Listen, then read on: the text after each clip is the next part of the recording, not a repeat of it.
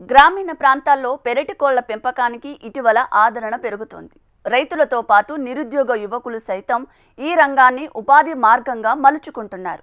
తక్కువ పెట్టుబడితో పెంపకం చేపట్టే వీలుండటం, ఈ కోళ్లకు వ్యాధుల బెడద తక్కువగా ఉండటం, స్థానికంగా విక్రయించే సౌలభ్యం వంటివి ప్రధాన ఆకర్షణగా నిలుస్తున్నాయి.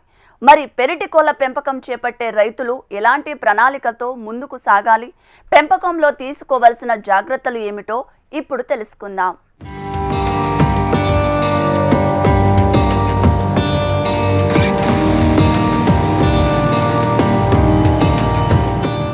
పెరటి కోళ్ల పెంపకం గ్రామీణ భారతదేశంలో పురాతన కాలం నుంచి ఉంది. ఈ దేశీయ కోళ్ల నుంచి మాంసం, గుడ్ల ఉత్పత్తి తక్కువగా ఉండటం వల్ల మార్కెట్లో వీటికి మంచి డిమాండ్ ఉంది. ఈ నేపథ్యంలో మెరుగైన కోళ్లతో పెంపకం చేపట్టి మాంసం, గుడ్ల ఉత్పత్తిని పెంచుకునే అవకాశం ఉంది.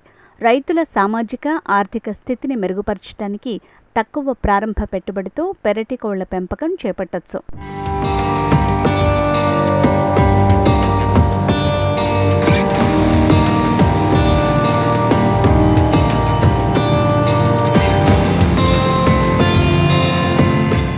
పెరటి కోళ్ల పెంపకాన్ని ప్రారంభించే ముందుగానే ఎంచుకునే కోళ్లు స్థానిక వాతావరణానికి అనువుగా ఉండేలా చూసుకోవాలి. మంచి సంతానోత్పత్తి సామర్థ్యం కలిగి ఉండటంతో పాటు మేలైన శరీరాకృతి ఉండే పెరటి కోళ్లనే పెంపకానికి ఎన్నుకోవాలి.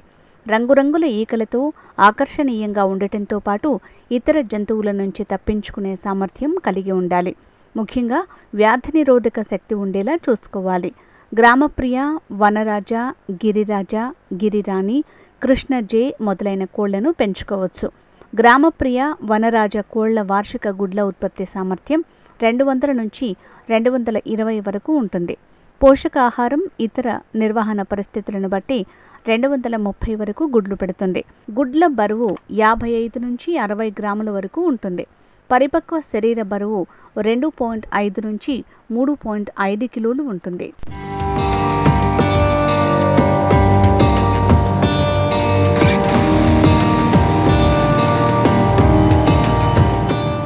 పెరటి కోళ్ల పెంపకానికి విస్తృతమైన షెడ్ల నిర్మాణం అవసరం లేదు. ఎండ, వాన, జంతువుల నుంచి రక్షణ కల్పించేలా వసతి ఏర్పాటు చేయాలి. పగటిపూట ఆహారం కోసం వదిలి రాత్రిపూట షెడ్లోకి పంపించాలి. షెడ్ని తూర్పు, పడమర దిశలో నిర్మించాలి. వేసవిలో షెడ్లోకి సూర్యకాంతి పడకుండా చూడాలి. కలప, వెదురు, గడ్డి వంటి తక్కువ ఖర్చయ్యే వాటితోనే షెడ్ నిర్మాణం చేపట్టాలి. షెడ్ లోపల తేమ లేకుండా చూడాలి. షెడ్ని ఎత్తైన ప్రదేశంలో లేదా నేల మట్టానికి కనీసం 2 అడుగుల పైన ఉండేలా నిర్మించాలి. సులభంగా శుభ్రం చేసుకునేలా ఉండాలి. షెడ్ లోపల విషవాయువులను బయటికి పంపించేందుకు షెడ్ ఎగువ భాగంలో ఫ్యాన్ని ఏర్పాటు చేసుకోవాలి.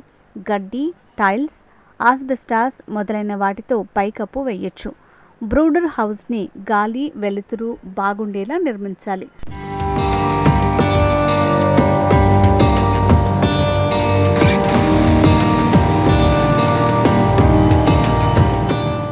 పెరటి కోళ్ల పెంపకం కోసం సహజ సంతానోత్పత్తి లేదా కృత్రిమ సంతానోత్పత్తిని అవలంబించవచ్చు. ఒక కోడి 12 నుంచి 15 కోడి పిల్లలను పొదుగుతుంది.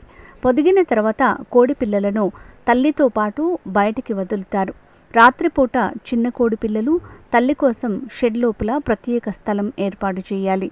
కృత్రిమ బ్రూడింగ్లో ఆర్టిఫిషియల్ వేడిని అందిస్తారు. మొదటి వారంలో 95 డిగ్రీల ఫారెన్హీట్, తర్వాత 70 డిగ్రీల ఫారెన్హీట్ వచ్చే వరకు వారానికి 5 డిగ్రీల ఫారెన్హీట్ ఉష్ణోగ్రత చొప్పున తగ్గించవచ్చు. బ్రూడర్ హౌస్లో 6 వారాల వరకు 2 వాట్ల ఉష్ణోగ్రత అవసరం. బ్రూడర్ హౌస్లో గరిష్ట పెరుగుదల కోసం ఫీడ్ వినియోగాన్ని పెంచాలి. ప్రారంభంలో బ్రూడర్ హౌస్లో కనీసం 48 గంటల వరకు నిరంతరం కాంతి ఉండేలా చూడాలి. పెరుగుతున్న దశలో అంటే 8 నుంచి 18 వారాల సమయంలో 10 నుంచి 12 గంటల పాటు కాంతి ఉండాలి. వేడితో ప్రత్యక్ష సంబంధాన్ని నిరోధించడానికి బ్రూడర్ హౌస్లో కార్డ్బోర్డ్ లేదా మెటాలిక్ గార్డుతో తయారు చేసిన చిక్ గార్డ్ని ఉపయోగించవచ్చు.